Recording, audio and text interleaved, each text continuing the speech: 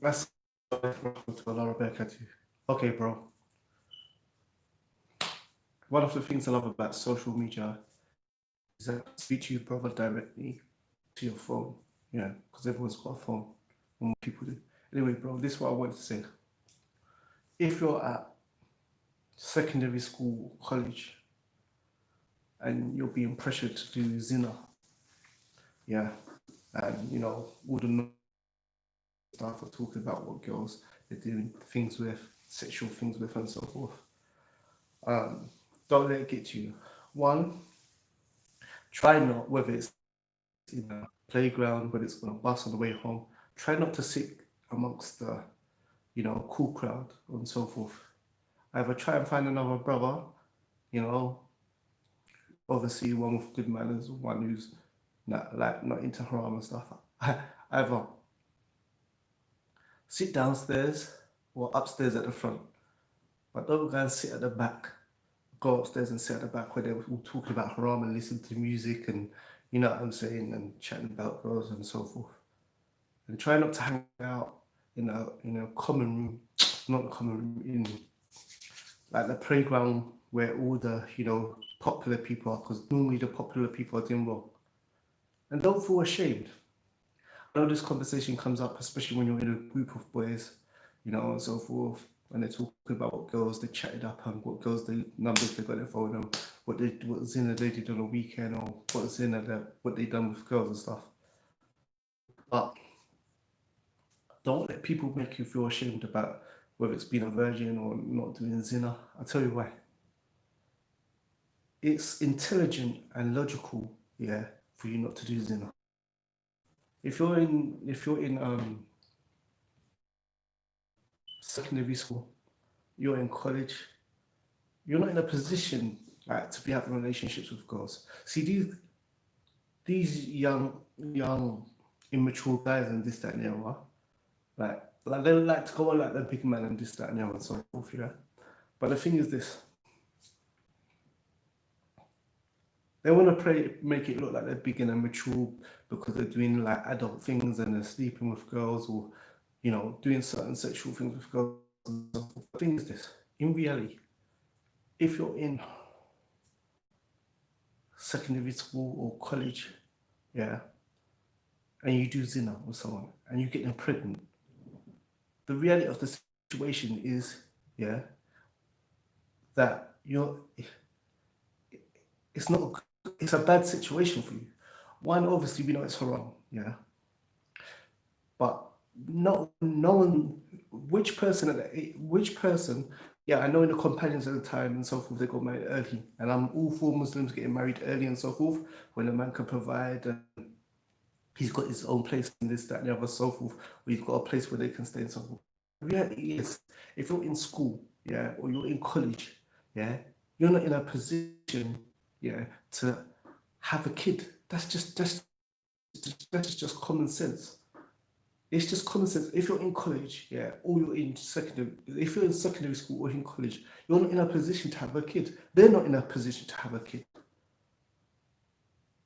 So the whole thing is that yeah, they can act like they're cool and that they're grown up and this, that, and the other. But the thing is, we both know if a girl gets pregnant, yeah, only a couple of things are gonna happen. Number one, as soon as they find out, they can tell the girl to abort the kid. Yeah. If that's not the case, they're gonna run away. Yeah.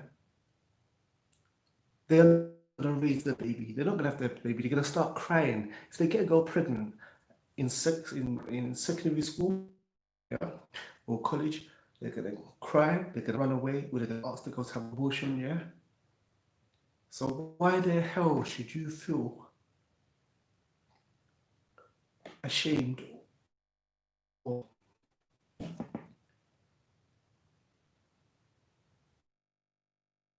see? We live in an upside down world. Yeah. And what's sad is that the person doing the wrong makes the person doing the good thing and the intelligent thing, yeah, feel embarrassed. How can it be you're at school, yeah, what I'm saying, you're trying to sort out your education, or whatever it is you're trying to do. You're just trying to progress, yeah, and then all these guys they're sleeping around with girls and doing all this stuff, yeah, and then they make you feel embarrassed, yeah, for not also sleeping around. When the fact is that if they have a kid right now, they're gonna cry, they're gonna run away, and they're gonna try and threaten the girl to have abortion. So why are you embarrassed because you're not doing that action that's gonna lead you to cry, lead you to run away like a coward, and lead you to, force someone to kill Allah's creation? So I know it's tough. As Allah says in the Quran, Islam started as something strange, and it will return as something strange. So glad tied into the strangers. Wallahi, brother. Education, that's a whole, studying all this stuff, this is a whole different subject, but wallahi, akhi, let them call you a dork, let them call you a nerd, let them call you a fool, let them call you whatever they want. At the end of the day, they're irrelevant. You can be yourself, yeah, have few friends, yeah, and live by your principles, yeah, and be a real person. Whether they like you or not, they have to respect you. And when I mean respect is, yeah, they may call you names because you're not. They might call you socially awkward. They may call you weird. They may call you unpopular. Whatever. Who gives the monkeys what they think? Yeah, they may call you all these things, but at least you're you, and you're not. It's better to be a real you than a fake copy. And they may not like you. They may not like that you don't drink, you don't smoke, you don't swear. But at least you're you. And they have to respect, and they know whether they admit or not, you're not a yes man. You're not a sheep. You're not a follower. So what I say to you, you should never, wallahi, I'll say it 3 times because the Prophet used to say something 3 times if it was important. You should never feel ashamed, brother, yeah, of being a virgin and not doing zina. Rather, you should be proud. You should not be ashamed of not doing zina. You should not be ashamed of not having done zina yet. You should not be ashamed of not having done zina yet. If you're in, school or college and so forth. Or even when you leave that, because obviously we only do marriage, yeah? But the point is, bro, is that I know the pressure is heavy. When you're in school, the pressure is heavy, it's heavy. And, people don't like sticking it out and being the odd one out, so it's just easier. It's so easy to just go along with the crowd.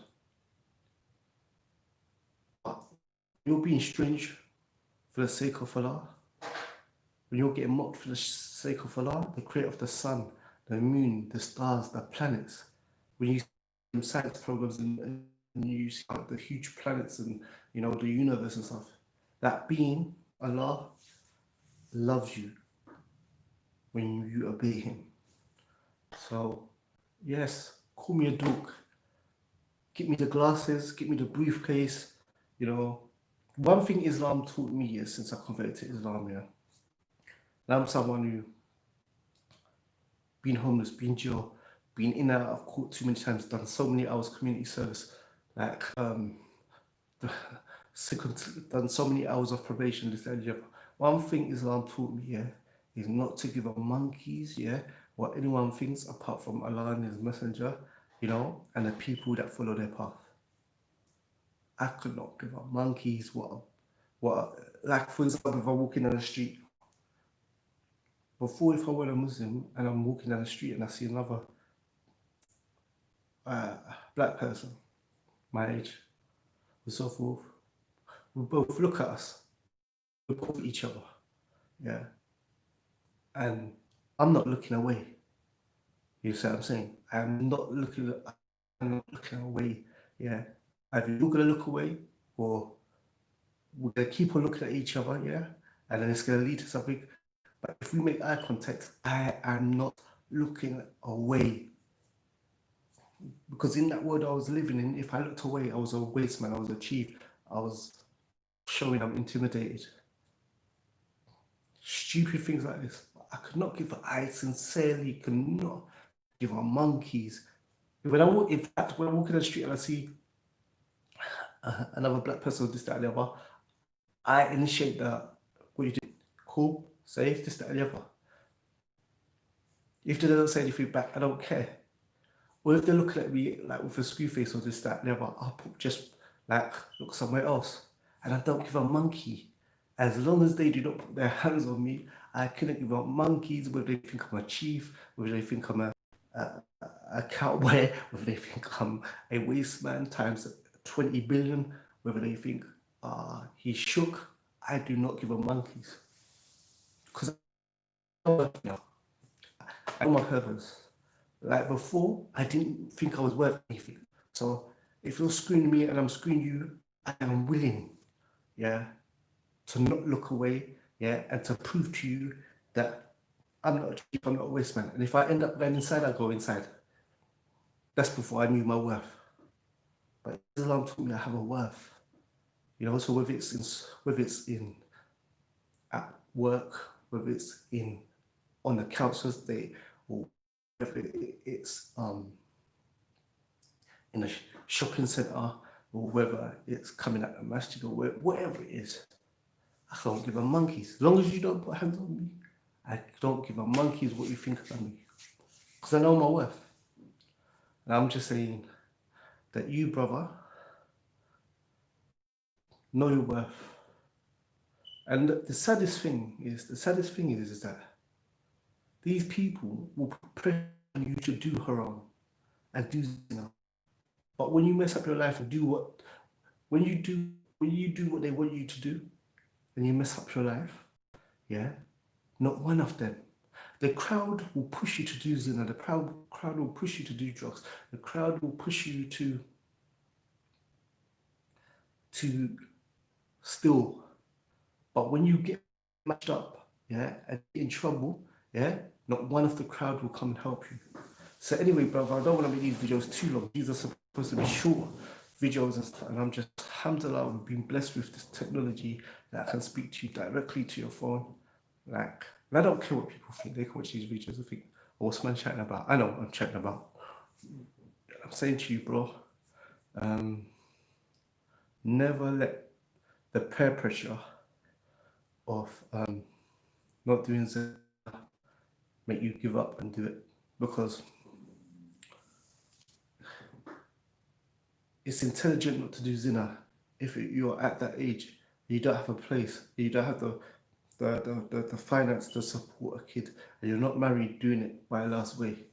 So let them think you're mad. You know what's sad? There's certain people, a lot of them people that are telling you to do zina, yeah, and mess up your life, yeah, they come from single parent families. Like I did, yeah. They come from single parent families, yeah, and they have never seen their father. Well, they very rarely have seen their father, yeah, and they're trying to put pressure on you to act cool, yeah, and make the huge mistake that their father did, that their mother did. How can you let a person? How can a person from zina, yeah, how can a person from a broken family make you feel odd, yeah, about not committing zina? How? You know, it doesn't make sense. So anyway, bro, you know, may Allah aid you, and I hope this video was of help. Assalamu alaikum warahmatullahi wabarakatuh.